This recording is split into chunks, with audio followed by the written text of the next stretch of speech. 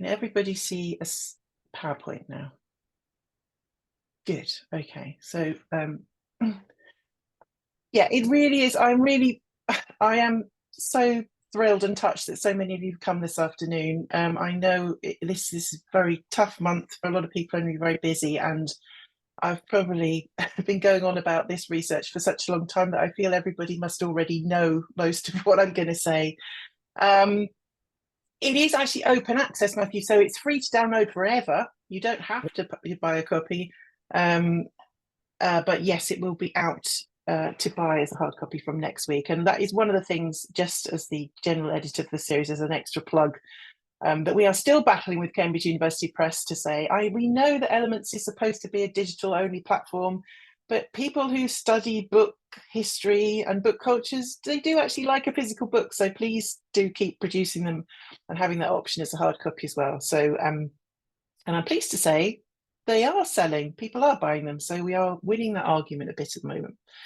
But today I'm going to tell you a bit about what's in the book. I've done some slides with some pictures. I'm going to do a whistle-stop tour of all the women booksellers that I mention in this little book. The thing with Elements is it's 30,000 words maximum. And that's fine when you're at the start of the research. And I thought I was just going to focus on Una Dillon. And then as I was doing the research, obviously all these other women booksellers that were operating at the same time as she was fell out of the archives. And then I had the opposite problem of getting to the end and finding that I had, getting near to twice as many words as I should have and having to edit them down. So I'm hoping that this will be the first stage of what will become more research from any of you. I'm hoping I might inspire somebody else to pick up one of these women and find out more about them, because there's such a lot of more work to be done. And the first thing I wanted to start by saying is just a bit about the research itself, which began, let's see if I can do the slide, back in, well, before July 2019. I think most of you know I was a bookseller in a previous life. So I've always been interested since I've become an academic in research in bookselling, which again, I'm pleased to say is now much more evident than it ever has been before.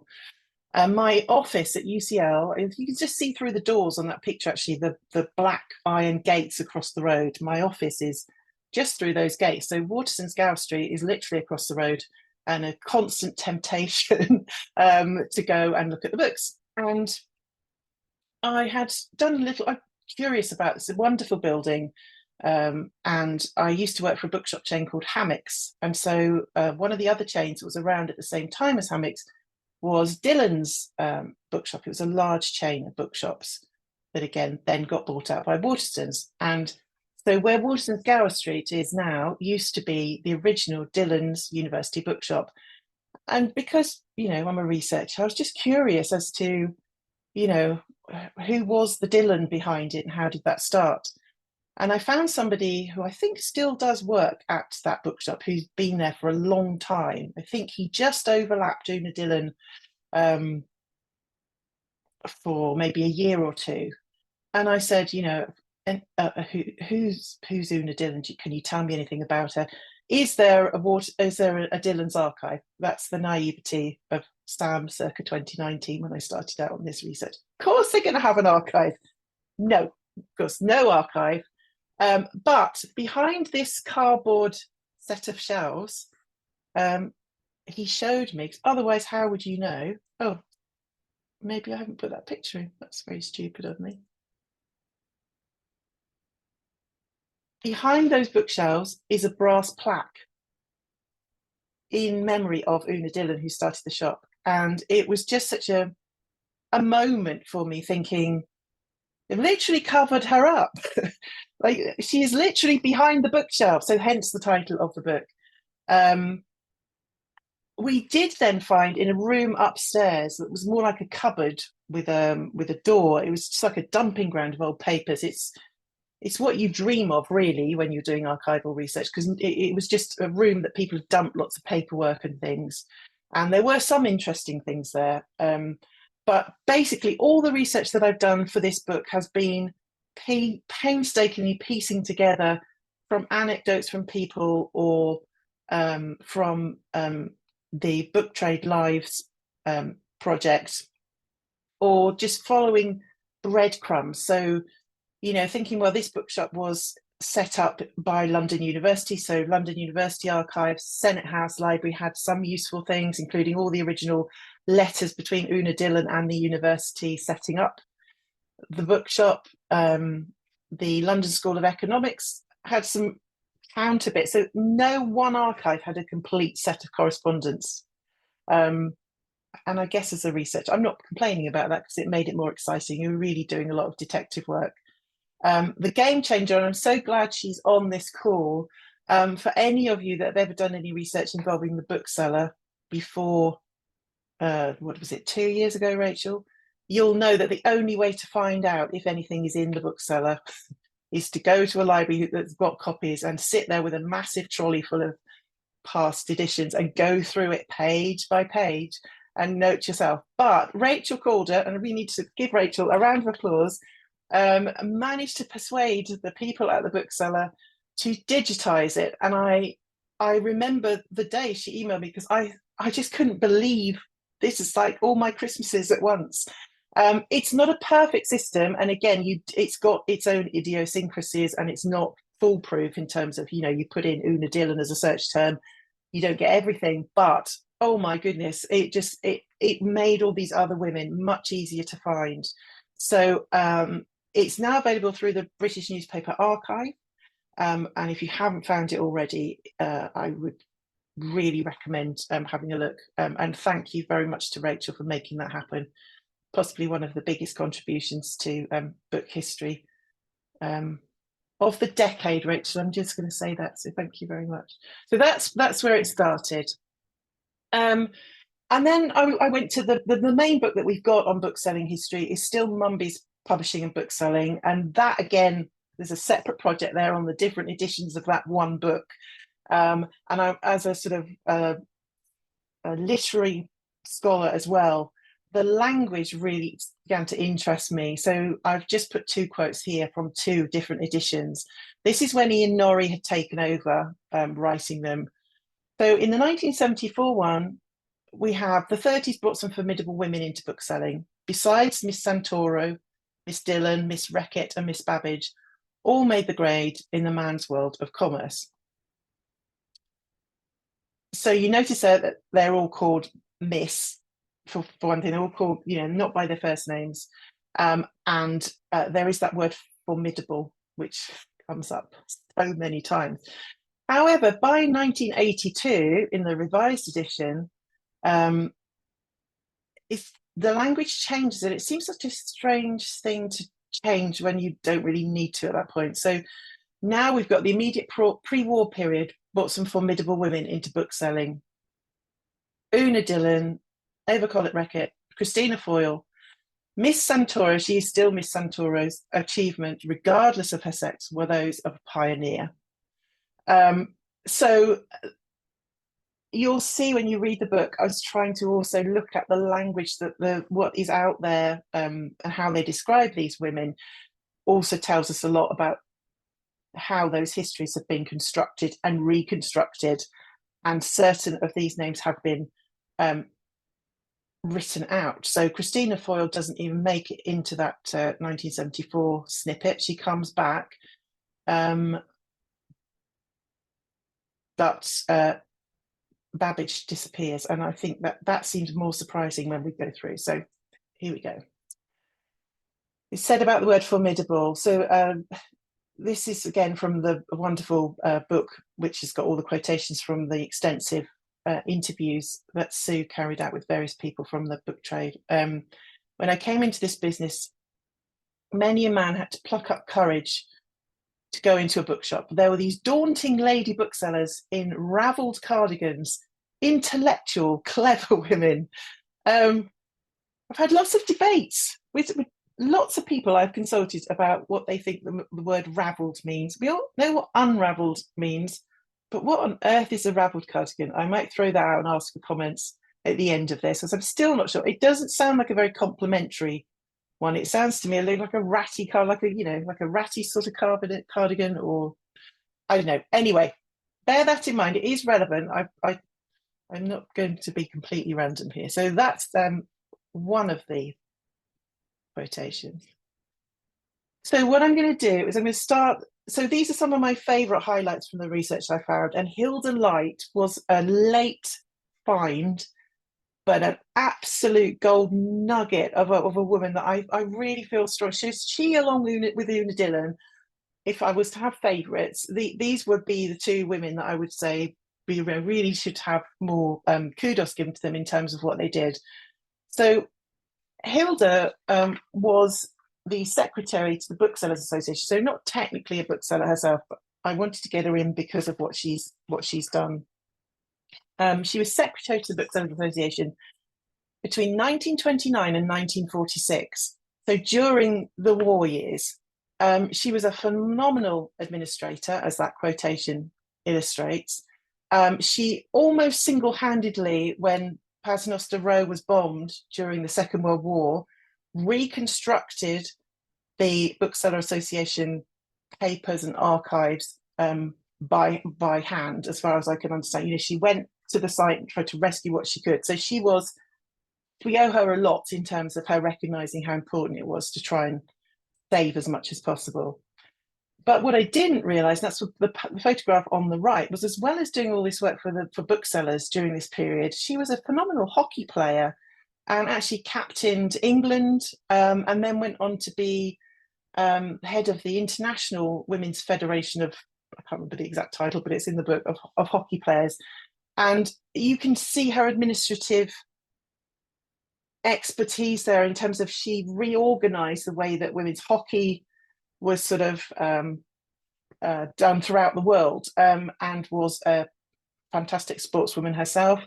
And there is indeed even a little book that was written all about Hilda Light by the All England Women's Hockey Association, because she was such a big, if I say player, I mean that in both senses of the word.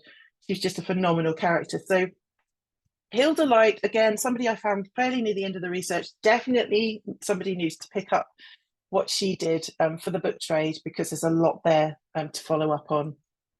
And then we move on to the booksellers themselves. So this is Elise Santoro. I think that's how you say her name. Anybody knows better, then please tell me. Now, she was a bookseller in Crowborough, which is down in where I was born, part of the world, so sort of southeast corner. Her bookshop was in Crowborough, and you'd think that wouldn't get her a sort of a place in history, but this quotation really, it does show you how influential she has been, you know, since she was operational. Tim Waterstone credits her with being inspiration behind the kind of bookshops that he wanted to create. And she was this amazing woman who advocated a lot for booksellers. If you look in the bookseller past issues, you'll see she's often commenting at BA conferences. Yeah, she's just a truly amazing woman. But I think in terms of if anyone was going to do a history of Waterstones, again, another project that needs doing, then she definitely would need to be at a big part of the start of that, because she is credited, as I say, by Tim Waterstone as being influential on him. And another woman who was operating at the same time, again, sort of in this time in Surrey and in Havant, is Irene Babbage. Now, I think she is a bit better known, possibly because of Beginning in Bookselling, which was the book that she wrote on how to run bookshops. She not only did she do a lot for booksellers in terms of training and advocacy, and she was very active on committees throughout the period she was selling books. She also had an international interest, so she went and spent some time in Paris and worked in bookshops over in Paris, and the Booksellers Association often sent her abroad. So she went to Germany to kind of learn what German booksellers were doing and bring that back to the UK, and also take out, advocate for what UK booksellers were doing. So she is another amazing woman, and the fact that this little book, Beginning in Bookselling, was 2 editions, revised in 1972, the 4 by Sir Basil Blackwell, is testimony in itself to how well known she was in bookselling at the time. But more than that, there's this fascinating story. Any of you that are interested in the Net Book Agreement probably have already come across Irene, because not that one yet. She was chosen as one of the book trade representatives to go to the Restrictive Practices Court and make the case for the Net Book Agreement. And she was so well respected. I don't know where my slides are now. There we are. That when Rayner Unwin was giving a speech when she retired, I just love this quotation. Irene Babbage stood at the wicket and scored runs against the wickedest fast bowling that ever came the way of anyone in the book trade. That's why no small bookseller in the trade has earned so much respect than she. And it's in the little book, but then I looked at the press at the time to see the coverage of this this court appearance, and she does feature. She is the star of the show, this little woman from Havant, who stands up in front of this court full of eminent men and holds her own and speaks articulately and really passionately about why the bookshop is an important part of the community. So yeah, she's become a sort of heroine of mine. She's an absolutely amazing woman, and it's well worth going into that particular episode in book trade history and looking a bit more at her part in that. He was very active in training booksellers, and this is a find in the bookseller. This is why, thank you, Rachel, this kind of thing you would never have found unless you could search for Irene Babbage, and this came up. So it was innovative pedagogical devices, I would suppose, if you're going at it from an academic point of view. But I love this play that she put together and wrote to train young booksellers in what they needed to do. So a typical day at a bookshop, which is quite amusing now. But I've tried to just pace this bit, because when I was working in the bookshop, I worked for a manager who, dusting the books was the bit you start every day. We started dusting books. And here, look on that left-hand side, if you can see the duster, which Mr. J.G. Wilson, eminent bookseller, has always recommended as the most important part of the assistance equipment, is, of course, in evidence. Betty is dusting in the background while Helen sorts the post, putting the letters into clearinghouse and otherwise.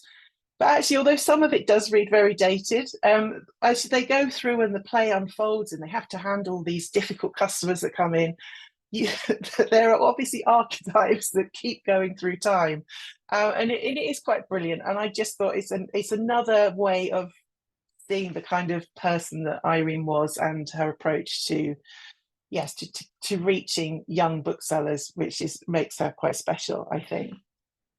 So do remember Irene Babbage. Now, Margot Higginbottom, a name you are not likely to forget in a hurry, although she's very difficult to say, I think, correctly. She was another late find. I can't find, unfortunately, any photographs or pictures of her so far, and I did look really hard. She seemed to be like a comet that went through the book trade for a short period of time in the sort of last years of the Second World War, and then she got married, and then she sort of peters out. But when she was commenting on things, and during the Second World War, the bookseller dedicated pages to papers that she gave and talks that she gave, and she was obviously very influential, although from what I can see, she wasn't actually particularly old or particularly senior. She was just very confident. She knew what she was talking about, and she was very influential. So this is an extract from one of those papers, The Bookshop and the Community, from 1943. And there's a thread, I think, that runs through all of these women booksellers, in that they were all very keen to bring new readers into bookshop spaces. So they all shared this goal of demystifying that bookshop space and making it less stuffy. And that's why I picked this particular quotation for this talk. So she was a particular advocate for selling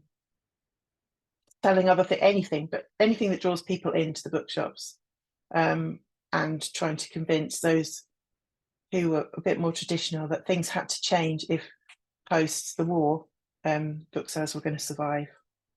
I just wanted her to get in there, at least if she's only got one slide, because I feel that she is somebody that needs more research, and I wasn't able to tell her story as properly as I might have liked in the book. And then I looked at the radical women booksellers. So these are some more familiar names. Again, very hard to find good photographs and pictures of these people. I'm really sorry. So this is I think Matthew's got this one as well, of Eva Collett Reckitt, and a picture of Collett's the bomb shop, which still got the bomb shop look written above it. And although you can just about make it out, but they were one of the early champions of Penguin books. So that's why I like that picture, because you can see all the Penguin books there in the window. She not so much involved in the book trade side of things. So you don't see much mention of her in Bookseller Association conference reports. She's not as active on that side of things. However, obviously her place in bookselling history is huge because of what she did for making a space where people could go and find the kind of literature that she stocked. And that's reflected in comments like this one. This window faces mostly east, but there's a great deal that this country now knows which would not have been known had it not been for Collett's. So I think these women are important, and obviously the men too that are working in these areas. But the importance of the bookshop in actually bringing these ideas to a place where people could access them is perhaps still a story that hasn't, again, been effectively told. So booksellers' part in this is very important. And again, this comment from Eva herself, the purpose of all these activities and behind the running of the shops themselves was to enlarge the reading public and to bring in the folk who did not ordinarily patronise bookshops because they seemed too posh and expensive. So there might be a sense that, you know, the kind of material that they were stocking is kind of, it's separate, it's probably, you know, quite exclusive, but that wasn't what she wanted. And I think that's where, when you start to investigate the story and you see that she was quite friendly with Alan Lane, that she did, you know, she was one of the few bookshops that took the early Penguins, and actually it was Collett's that had the first Penguin incubator, which is another story, which I won't, but the Penguin book machine was outside of Collett's bookshop. And I'm still trying to find out what happened to that. Nobody seems to know. It was there, it's mentioned in the bookseller, and then it disappears. So that's another mystery of this research. Margaret Minot, and Dave, I can see you're on the call, so I'm hesitant to say as little as I could find out about her, because you probably know a lot more. She fascinates me because she was another one that was it seemed hard to find out exactly what she did from the bookselling side. You see with many of these women that you do get physical descriptions of them, which I think is interesting, relating back to that descriptions that I started off with the formidable. So this description of her actually comes from a Metropolitan Police Special Branch report. So she was one of the people that they were surveying during 1950s.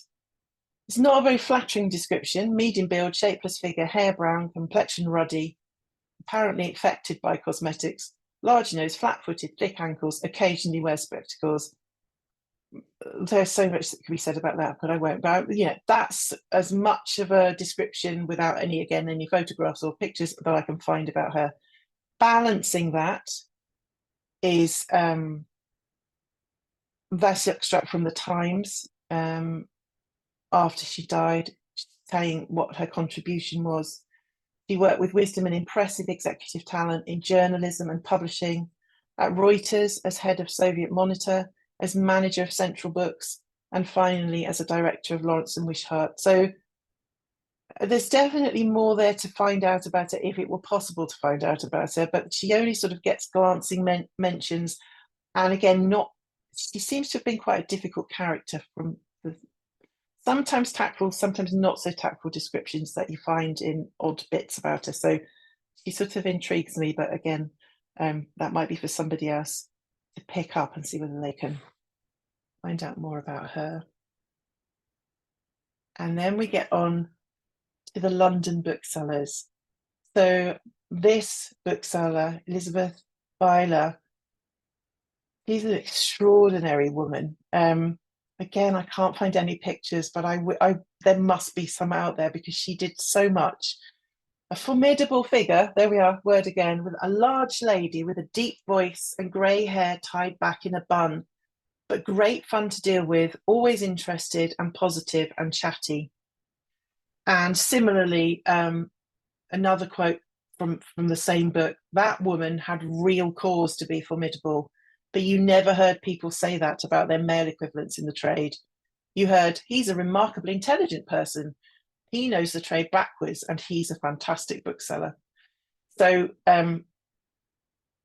interestingly, that comment by a woman and the previous one by a man. So she obviously was somebody that evoked a lot of respect. And again, she ran the Chelsea bookshop in the King's Road. She died when she was 96 in 1999. But there's very little. You can't find much about her, and there must be more to find out. So please don't forget that name. This is really a roll call of names I don't want you all to forget. So I'm sorry this is a bit scattergun. There is more detail in the little element. And then Gertie Vergic, I think that's how you say her name. She was quite a tall lady. She always wore shoes with good 2 inches of heel, dark hair and dark eyes that were made very big by thick glasses. She wore orangey red lipstick and nice clothes, brown or grey, and very classy. And you're going to find a link. So it's the unusual. So the way that these women sometimes used accessories or clothing to kind of project a professional image or to sort of hide that in some ways. Here we have Gertie Vergic going around trade counters in a black veil, apparently in an effort so that the publishers wouldn't know who she was. But of course, if you're going to wander around London in a black veil as a mysterious veiled lady, as this guy Mervyn Horder says, you are going to attract quite a lot of attention. But it shows you a bit, I think, about her character. She, again, had an amazing life. So she was born in Vienna. She started a library out there, which was frequented by people like Freud. And then she came over during the war with her husband. They were in Cambridge for a while, and that's how she became involved in bookselling. And then in 1947, she was approached to start the London School of Economics bookshop, which became the Economist Bookshop, which opened in 1947. She does comment a lot in the bookseller. So again, there are papers that she's written. She's obviously very interested in how books are spread across the continent and the importance of that. There's a great bit where she's saying we're sending out all these kinds of different aid to the refugees and people in Europe. We should be sending books as well, because books have got ideas in them, and right now what Europe needs is the right kind of ideas getting to people. So she was very passionate about that, very outspoken, and yes, surprising that perhaps we don't talk about her still in terms of book history as perhaps we could. Yeah, there we are. papers, like she's quite intellectual, so thoughts on the psychology of bookselling, for instance, and this kind of compliment from ATG Pocock. She seems to fulfill the functions of a specialist shop in the most lively, intelligent, and forceful way imaginable. So yeah, she was brilliant. She also knew Una Dillon, so I think they were quite friendly, and you often see mentions of them both speaking on the same causes in the bookselling association conferences. So here we come finally to our last two, perhaps this one, Christina Foyle, the most best known women bookseller of this period. And I've put here on this picture the two sides of her. So on the left, here you have the kind of society darling, very pretty, very dainty, very feminine. And then on the right, the fact that she was known as the Red Queen of Charing Cross Road and was formidable in that cartoon. You can see, those of you that know anything about her will know she didn't have a very good reputation for how she dealt with staff. And so she is a very interesting character. There's still, nobody has written a biography of Christina Foyle, which just seems absolutely incredible, considering how well known she is and that Foyle's still exists, even if it is now owned by Waterstones. But that is really something that needs to be addressed. And I just love, again, the two sides of Christina Foyle. So this a lovely article in a sort of magazine called The Sketch in 1956. There's nothing of that. He's really kind of over egging it. There's nothing of the bookworm or blue stocking about Christina Foyle. My first impression was of a study in grey eyes, grey hair, grey suit, muted and blended in tone like a good pencil drawing. This is so different from some of those descriptions that we've had of those other women booksellers. She was a sort of society darling because, of course, by then the Foyle's Literary Lunches, which she started in 1930, had been running for 26 years. These were massive society events, often having 1,000 guests at a time. Now, I was looking through this morning and thinking, 1,000 people at a lunch, you've got to have a big space, but that's an incredible achievement to get that kind of buy-in, when you're holding them on a regular basis. So we mustn't forget, as this second quotation says, that she might have had all these foibles and been criticised for the way she treated her staff, but she did prove that a successful large bookshop incorporating book clubs, a lecture agency, an art gallery, 2 publishing imprints, and the longest running series of literary lunches ever could be managed by a woman at a time when the founders of Virago were still in nappies. She was also probably the first English bookseller, male or female, not primarily antiquarian, to become a millionaire. So again, we need a biography. We need a sort of a proper, rational kind of assessment of her contribution. Those are the two sides of Christina Foyle. And then finally, we come on then to Una Dillon. So Una was, not that far away geographically in London, operating another big bookshop in London, round the corner. Very different circumstances. So Una was born into a Catholic family. This is her in the middle of that photograph with her 2 sisters, Carmen and Tess. Now, I've included this picture because as a family, they were incredible. So the 3 sisters here, so Una went on to start Dillon's University Bookshop.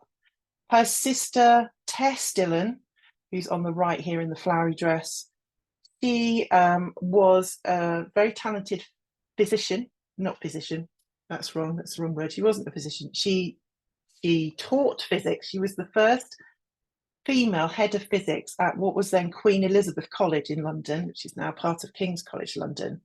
So she was a trailblazer in her own right in terms of academia. And her other sister, Carmen Dillon, is the one you may have heard of, was a Oscar-winning art director, for film. So she won an Oscar. She was the one that did all the set designs for Laurence Olivier's Hamlet, amongst other films. So that was the one she won the Oscar for. And of all of the Dillon sisters, if you Google Carmen Dillon, you will find more that comes up about her, because she's such a name within film history. And actually, through doing this research, I did meet Teresa Grimes, who was working on a history of Carmen Dillon. And she tipped me off that there was an archive, because Carmen was the last sister to be alive. The photographs and the letters that there are left from the Dillon family are in the Carmen Dillon archive, which is held in the British Film Institute special collections. So without that chance meeting, and we were introduced by somebody else who was working, who thought that we might have something in common. So there was a lot of happenstance in this research as well. So Una had two very talented sisters, and they lived together in London for until, sadly, each of them passed away in turn. Una started off, she thought she was going to follow Tess and teach physics, but she didn't do very well in her degree. And so she got initially working for what is we now know as Mind, the mental health charity, setting up pamphlet and bookstores and sort of taking them around to places and selling those to people that were interested.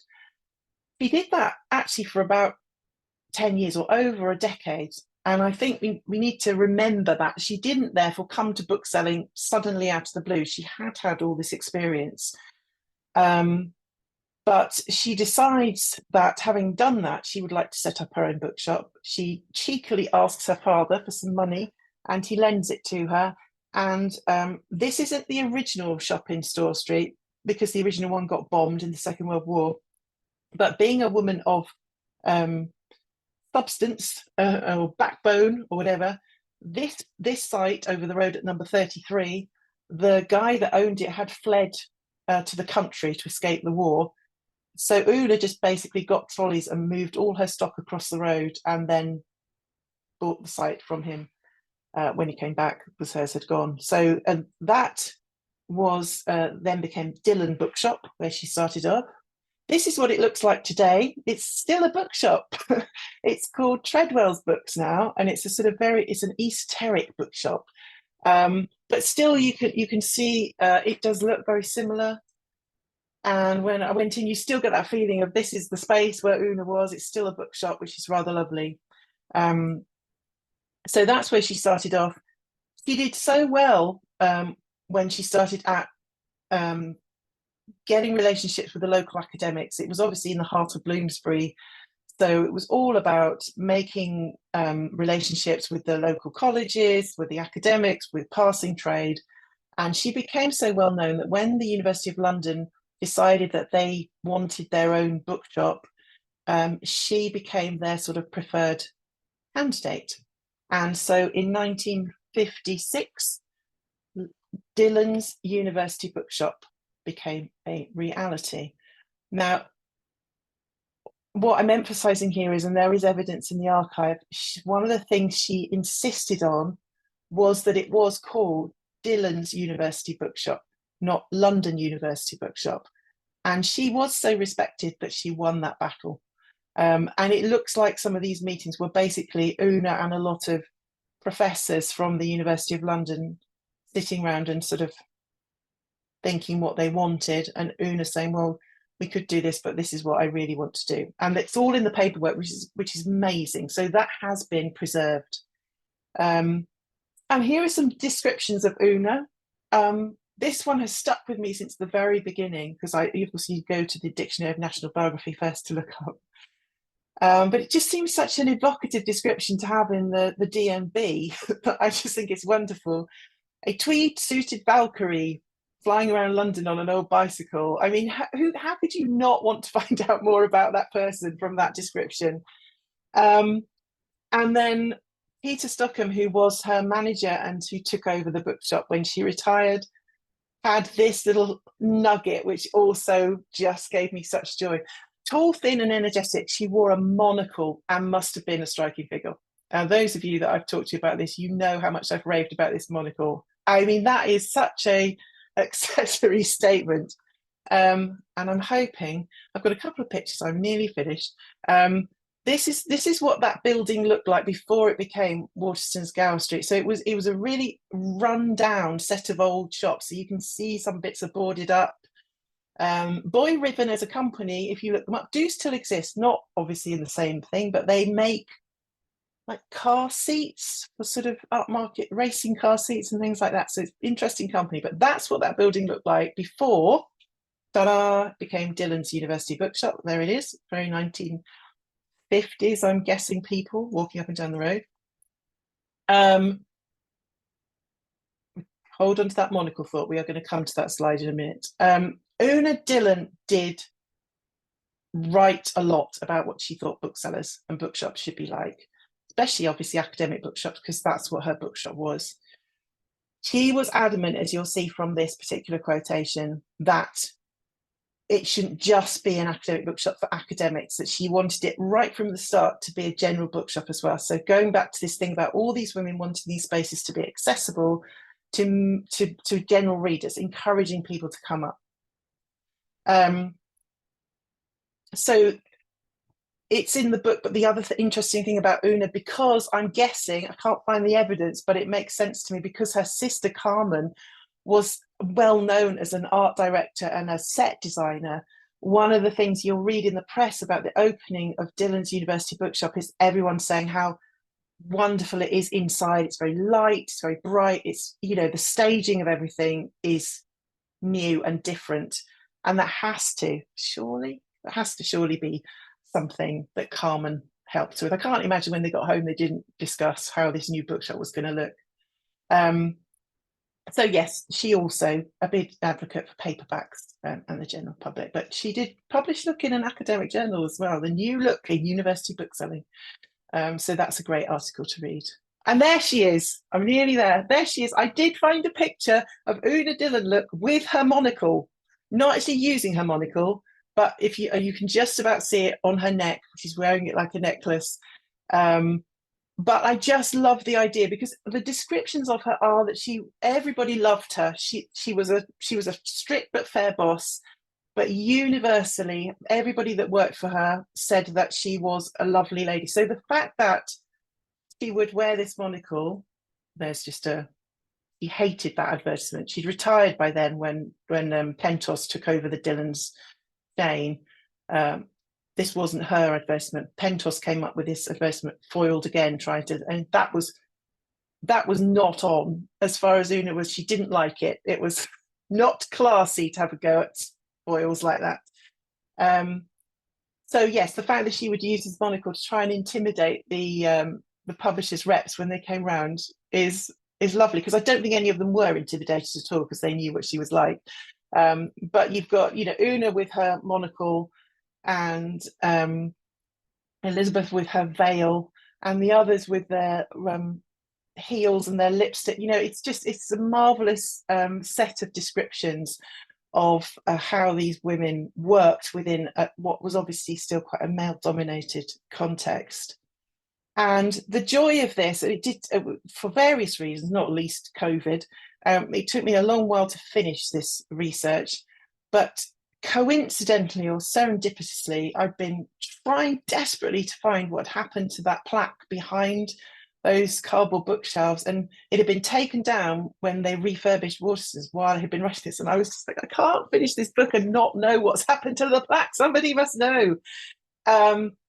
But just as I was about to submit, I had an email from them to say they have found it. It has been, as you can see, polished, and it is now up on the wall, not behind a bookcase, on the mezzanine level as you go up the stairs in the shop.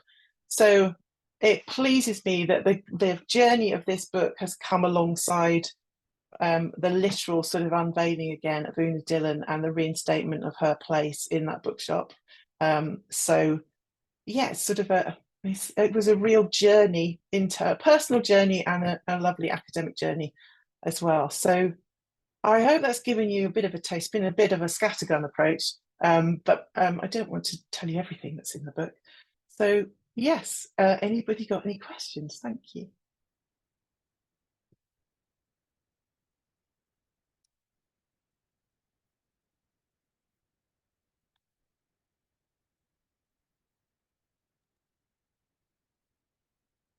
Thanks, Sam. Yes, I guess Alice looks like Alice has a question.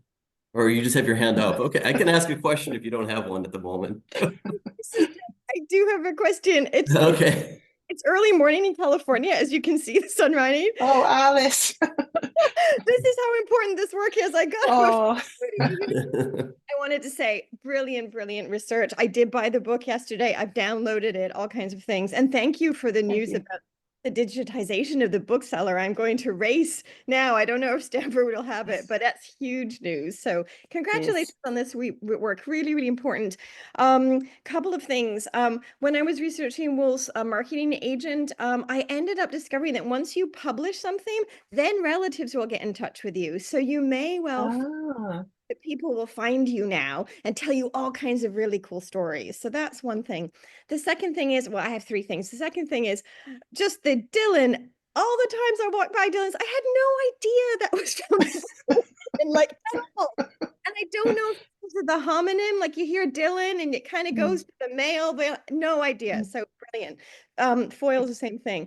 Third thing, in terms of the women themselves, and was there any discovery of them talking to one another or knowing each other or any kind of, letters of reference? So that would be my This second. is what I was looking for. I was so hoping that, one of those Booksellers Association conference reports, there was going to be a nice photograph of them all sitting in a corner, I did not find that yet, but it could still be in there, right? A lot of this is still serendipitous, and I cannot believe. I mean, I think there is evidence of Gertie Vergic and Una Dillon joining forces for different things. But I cannot imagine that the others didn't know each other. I just haven't found the evidence yet, but I will keep looking because that was the dream. I really did want to find that they had a sort of, Sort of as you voices. know, Yeah. Voices yeah, together. Yeah. As opposed to these like very interesting externalized descriptions of them. There's a whole yes, theoretical strand that we could go yeah, in terms of book covers, exactly. women's dress and tweediness, and the unraveling makes me think about like knitting texts together. And so there's just a Yes, fascinating like sense of awe and fear going on in these. yes. But thank you so much. I will sign up. Thanks, Alice. Leslie has a question. Oh, hi, thank you. Hi, Leslie. Um, Hello. Well, first I wanted to take the opportunity to be a bit nostalgic and also admiring of your book and your presentation, but I have a semi-serious question as well. So I'm remembering as you talk about when I first started coming over from Canada to London to the British Library to do my research in the late 80s and early 90s, and discovering this. So I spent a lot of time in Bloomsbury, of course, discovering this place, this Dillon's, and having like I didn't understand that it was both a private bookshop and part of the university, but it felt like that somehow. So it's fascinating to me to kind of remember that feeling that this was a very particular, special kind of book selling space. So, Yeah, so thank you for that. yeah, And it's also true that once you publish something, people come out of the woodwork. I've occasionally had Keegan Paul relatives and various, connections of people that I've written about in the past, sometimes long in the past. So there will probably have to be a second edition of your book. oh, well, that would be exciting. Yeah, I also wanted to ask a little bit about the Booksellers Association. Like, Mhm. how significant was that? Did they all belong? Did most of the women belong? Did it impede women's book selling, or anything about it as a sort of part of the Yeah, infrastructure of the book trade? I think as an association, from the little bit of research that I've done, it looks as if it was a really important vehicle for those women booksellers. It was somewhere where they had a voice and they were heard, with two notable exceptions, and that is Christina Foyle seemed hardly ever, I can't say never, but I've not found any evidence of her speaking at, or there's nothing there in the same way that there is with some of the others. And Ava Collett Reckitt doesn't seem to have engaged as much with the Booksellers Association. All the others, definitely that was their kind of stomping ground. So yes, I suppose it's an adjacent piece of research about that as an association, therefore, in terms of, in its wider impact and how it developed. So there's lots still to do, Leslie. That's the problem. You need lots of time to do research. Well, hi, Simon. Do you have a question? Yes, thanks, Matthew, and thanks, Sam. Probably a bit of an unfair question here. But, I think it was interesting, this common thread around archival evidence and kind of record keeping. And I'm wondering, thinking of the Sam Rayner of 50 years, so, if you're PhD students, PhD students, looking at the contemporary moment, are there things that we could be doing now to preserve some of this good work around book selling? Because there's been an interesting recent debate around the digital dark age, and so Ian Milligan recently published a work on this, and he seems to come to the conclusion, unfortunately, just as the Internet Archive was hacked, that we're kind of okay at the moment, but TikTok being banned potentially in the US, all of these sorts of things. What could we be doing now to actually preserve this activity to make it easier for the you of 50, 100 years? But I said it was an unfair question. Okay, a quick soapbox moment then. Obviously, Waterstones, which now owns that site where Dylan's was, is our major. It's because it's got everything. It owns Foyles. It's taken over Blackwell, so it is now the umbrella for all these potential other archives. I have tried, and so has in collaboration with people like Guy Baxter and Matthew. We have tried to persuade Waterstones that as the major train, could they look at conserving anything, even if they just started now? The National Archives, Simon, have been involved in this and said, you are a major, if nothing else, a major commercial company, and other major commercial companies like Marks and Spencer's and Sainsbury's have their own archives that people can go and visit. Let's talk. And there's just been tumbleweed so far. So yes, perhaps this is a good place to do a call out and say, if anybody wants to join this fight to try and persuade Waterstones that it would be a great idea to start saying stuff. But the trouble is they have taken over so many bookshop chains. My sense is that every time that's happened, everything to do with that bookshop chain. Yeah, see, Leslie's nodding. I think it has just disappeared and been thrown out, which is, let's not think about that. Have a happy thought. Somebody have a happy question. But thank you, Simon. It is a pressing need. I know it's just to piggyback on that. I know it's an unsatisfactory answer, but me, Sam, and Evan are working on this. We're trying to figure out a way to, organize it in a way that's not only about collecting, but also generating some kind of a collecting consciousness, or archival consciousness among booksellers, especially those with digital, like strong digital trails. I just deactivated my Twitter account or X account last week, and I just didn't bother saving any of it. And I have some regrets, but on the other hand, so, I can't imagine what, but it's obviously more important if a business whose identity, I'm thinking of, there are a few that were very active on those sites, kind of promoting and having a brand identity and all of this. And what do we do with that? Stay tuned, watch this space. Yes, stay tuned. I just wanted to actually, I have a Can related I throw question. something? Oh, please. Yes, Sorry. please, Leslie. Two things, and kind of one more positive than the other. I think the positive one is just to remember that at the very beginning of Sharp, Simon Elliott particularly was very, very interested in preserving archives. And, there were heroic stories of people going to dumpsters or whatever you call them in Britain and, pulling papers out of the trash.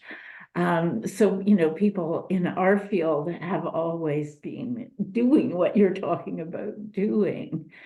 The more philosophical sort of idea, which is more negative, is I think there's something intrinsic in the book trade about always looking towards the future, the next edition. I think that it doesn't occur to the people who are actually working with books, whether as publishers or booksellers, to keep their records. It doesn't, like, they don't have a sense of themselves in history. And of course, I'm generalizing here, some individuals do. But as a trade, it's looking towards the next season, the next edition, the next set of customers. So there isn't anything very kind of historically connected in there. But that's just a kind of a theory that I have. I have no real evidence for it. Thank you, Leslie. And yes, Simon has been a great mentor and a champion for this kind of research, as Rachel knows as well. So we are trying. And yes, Rachel, just to answer, I saw Kate yesterday, and it is an idea to go through the book. I think they've just got so much else on their plate at the moment, just battling, getting rates down and stopping independent bookshops from going bust at the moment. That was the sense. But perhaps it's time to put together our own paper, do it properly, put together a paper. Well, that's what I mean. Maybe between those who have the time, who can and are willing to sort of do, I don't mean do the work for them, but sort of help them, show them how to do it. Not that I know, but but we can have it, make a stab at giving them. I mean, the publishers also could do with similar advice, the smaller ones and the medium-sized ones, because as you know, they merrily chuck stuff out. But yes, the merrily bit is the bit that hurts. Alice, I have a practical question. Is there a list of known booksellers archives? Maybe Matthew, you know this. If there's a collated place we could go to, knowing which shops have kept some of their histories. Not exactly. No. I mean, Reading has a lot, and Harry Ransom has a lot, but then it becomes very localized. And then there's also just kind of what's maybe an author has correspondence with the bookseller, but it's in the author's archive somewhere else. It is a bit of a treasure hunt from that perspective. No. The short answer is no, unfortunately. As a plug, I don't know, it's kind of tangentially related. As a plug for our next event, Mark Thornton from bookshop.org will be presenting in 3 weeks on February 14th, and some of this might be questions to put to him as well. And as someone in nice segue, Matt. I'm not wrapping things up.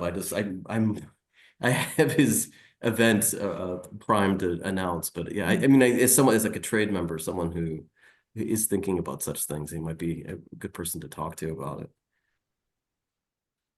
And I have started to sort of answer Simon's question again, and also Rachel, in terms of the digitization of the bookseller, I'm getting my students last week, I gave them book tokens as a topic and got them to use that digitized bookseller archive and to start saving things in folders on OneDrive, saying that, that's going to save somebody time. So if somebody wanted to research book tokens, let's create our own archive of bits. And they got quite excited by the thought that they were the ones helping other people of the future.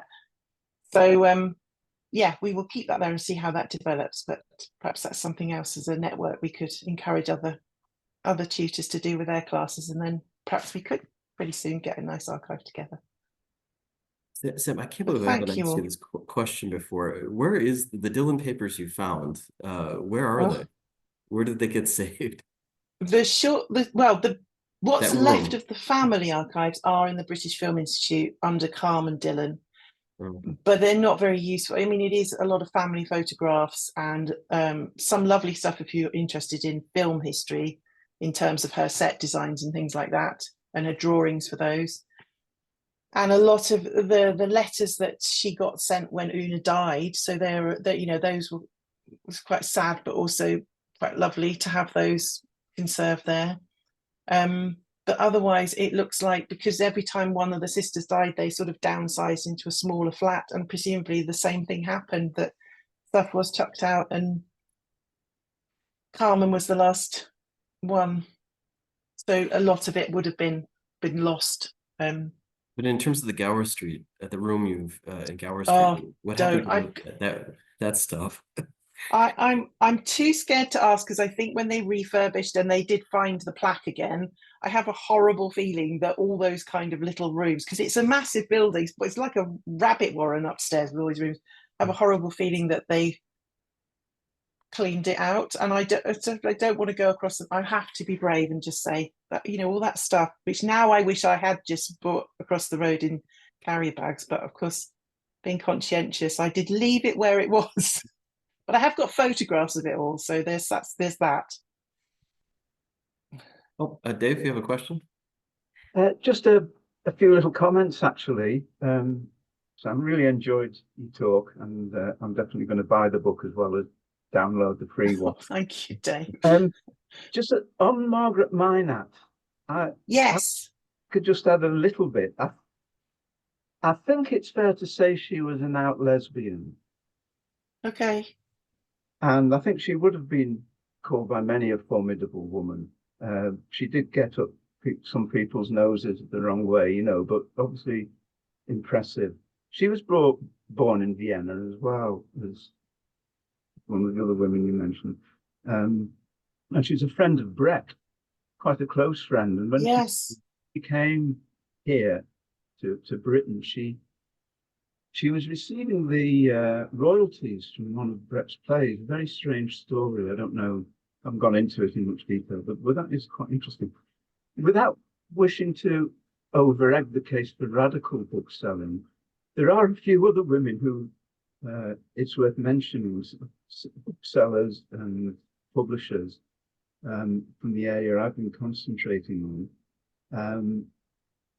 I mean, Eva Skelly was the managing director of Collets in the latter stages, not the very end, the last one. And her husband, Jeff Skelly, was the manager of Lawrence and Wishart. There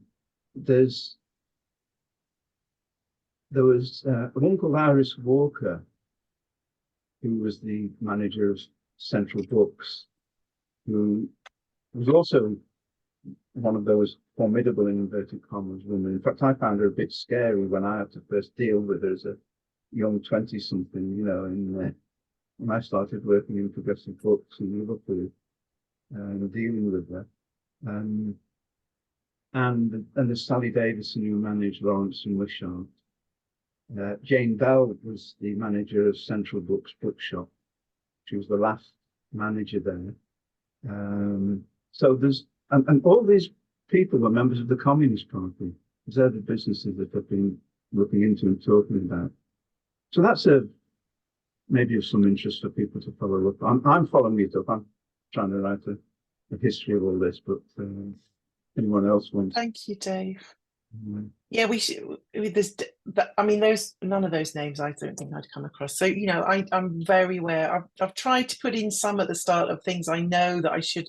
You know, Elsie Bertram on the other side, from sort of her impact on the distribution book trade. Her story is another one. Hilda Ostick from Ostick's Place. There are so many other women that I just couldn't cram in. So the more of us that are working on these, Dave, the better. So please keep going, and then maybe you can come and give us a talk on those other radical women booksellers and fill in another gap. That would be brilliant. And thank you for all the work that you are doing, you and the team, because that I think that, as far as we know, that you know you are doing a great job in compiling those archives for radical bookshops, and it is very much appreciated. So, thank you. Matthew, sorry, I should shut up now. Very wittering on. So I love this stuff so much. That's the trouble. When you're so passionate about it, you have to look at Matthew's face and say, are you telling me to stop now? No, I mean, thank you. Shouldn't we let people I always go? enjoy talking to you about this stuff, obviously. Just as well, we wouldn't both still be here, would we? Yeah, no. Hence the network. We do create this space, hopefully, for people to share things. So Absolutely. Yeah, so if you haven't signed up for the listserv, please do so. And like I mentioned before, Mark Thornton of bookshop.org will be presenting on the 14th of February, the same time, same day of the week. But for now, let's give Sam a round of applause. Thank you, Sam.